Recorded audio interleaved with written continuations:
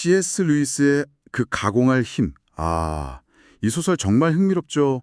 오늘 저희와 함께 이 세계 속으로 한번 들어가 보시죠. 네, 특히 한국어 번역본 발췌 자료들을 좀 보면서 이야기 나눌 텐데요. 서문이랑 본문 일부를 통해서요. 맞아요. 이게 우주 3부작 마지막 권이긴 한데 사실 이 책만 따로 읽어도 전혀 무리가 없어요. 그 자체로 완결성이 있죠. 그렇죠. 루이스가 이 소설을 통해 던지는 메시지가 상당히 강렬합니다. 그럼 바로 시작해보죠.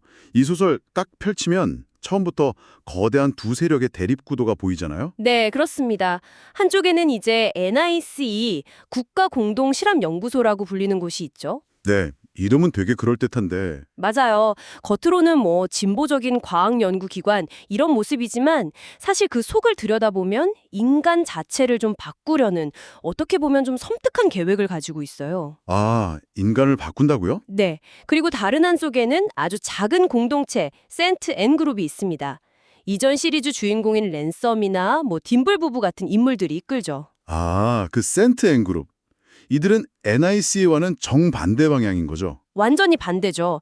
전통적인 가치, 또 어떤 영적인 통찰, 이런 걸 바탕으로 NIC의 위협에 맞서려고 준비하는 사람들이에요. 그리고 이 큰 싸움의 중심에 어떻게 보면 되게 평범한 부부가 있잖아요.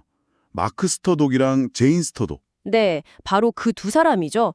남편 마크는 사회학자인데 성공하고 싶어하고 뭔가 그 내부자, 집단에 속하고 싶은 욕망이 되게 강해요. 네네. 그래서 NIC의 유혹에 쉽게 빠져들게 되죠. 그런 배경이 있군요. 그런데 아내 제인은 완전 다르잖아요. 그렇죠.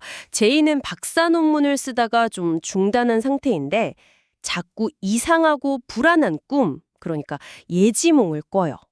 이게 그녀를 NIC와는 정반대편, 바로 그 세인트 앤 그룹 쪽으로 이끌게 되는 계기가 되죠. 야, 이 부부의 운명이 진짜 소설의 핵심 축이네요. 그러면 NIC가 구체적으로 뭘 하려는 건가요? 아까 인간을 바꾸려 한다고 하셨는데. 네, 그들의 철학을 좀 이해해야 하는데요. 자료에도 나오지만 필로스트라토 같은 인물이 말하는 것처럼 유기체적인 삶에서 벗어나는 것을 목표로 해요. 유기체적 삶에서 벗어난다? 그게 무슨 뜻이죠? 그러니까 감정이라든지 도덕 같은 거 있잖아요. 그런 비합리적이고 통제하기 어려운 인간적인 요소들을 다 제거하고 싶어 하는 거죠. 과학기술의 힘으로요.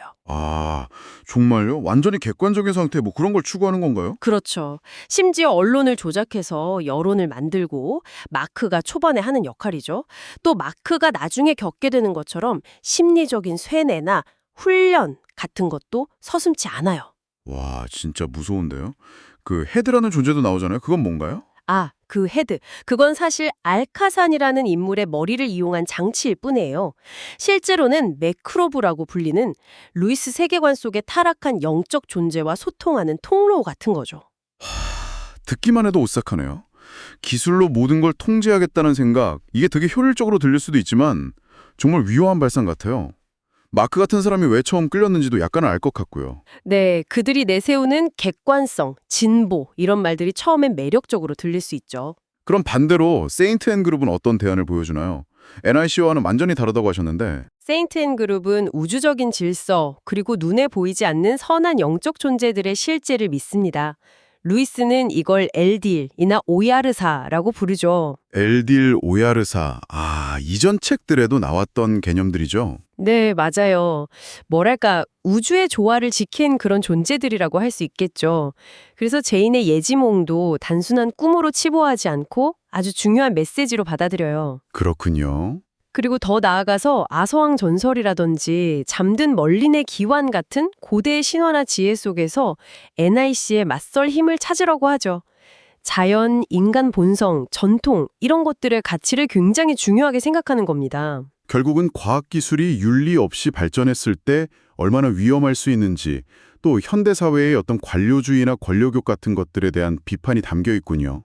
소설 초반에 나오는 브렉던 칼리지수 매각 문제 같은 작은 사건들도 다 이런 큰 그림이랑 연결되는 거고요. 정확합니다. 루이스가 던지는 핵심 질문은 결국 인간이란 무엇인가? 진정한 인간성을 지킨다는 건 어떤 의미인가 같아요. NIC가 추구하는 그 차가운 객관성과 통제냐, 아니면 세인트 앤이 지키려는 어떤 영적인 진실과 전통적 가치냐, 이 사이의 선택이죠. 네, 어떻게 보면 거대한 악의 힘 앞에서 한 개인의 선택, 그 신념이 얼마나 중요한지 보여주는 이야기 같기도 하고요. 맞아요. 일종의 영적 전쟁을 그리고 있는 거죠. 그래서 클라이막스에 가면 정말 상상 초월의 일들이 벌어지잖아요. 전설 속의 멀린이 진짜 깨어나서 세인트앤 편에 서고, 네, 그 장면 정말 대단하죠. 심지어 목성, 토성, 화성, 금성, 수성 같은 행성들의 오야르사, 그러니까 그 행성들의 수호자라고 할 수 있는 존재들이 지구에 직접 내려와서 멀린애가 힘을 실어주잖아요. 와, 그 장면은 정말 압도적이었어요. 네, 이게 그냥 뭐 판타지적인 해결, 이렇게만 볼 게 아니고요. 기술 만능주의에 빠져서 인간을 통제하려 했던 NIC의 그 오만한 계획이 결국에는 더 큰 우주의 질서, 자연의 힘, 그리고 고대의 지혜 앞에서 어떻게 무너지는지를 상징적으로 보여주는 거죠. 아, 그런 의미가 있었군요. NIC 본부인 벨버리가 파괴되는 것도 결국 필연적인 결과였네요. 그렇죠. 루이스는 진짜 힘은 기술이 아니라 어떤 영적인 가치 그리고 자연과의 조화에서 나온다고 말하는 것 같아요. 오늘 이렇게 그 가공할 힘의 세계를 깊이 들여다보니 정말 많은 생각을 하게 되네요. 기술을 통한 완벽한 통제 사회를 꿈꾸는 욕망과 그래도 인간적인 것을 지키려는 저항 사이의 갈등. 이게 뭐 수십 년 전 이야기지만 지금 우리 시대에도 너무나 유효한 질문 같아요. 네, 정말 그렇죠. 그래서 마지막으로 청취자 여러분께도 한번 여쭤보고 싶어요. 이 소설 속 NIC가 추구했던 인간성 극복이라든지 객관적인 통제라는 생각들이요. 혹시 오늘날 우리가 매일 마주하는 인공지능 기술 발전이나 빅데이터 사회 속에서는 어떤 모습으로 나타나고 있다고 생각하시나요?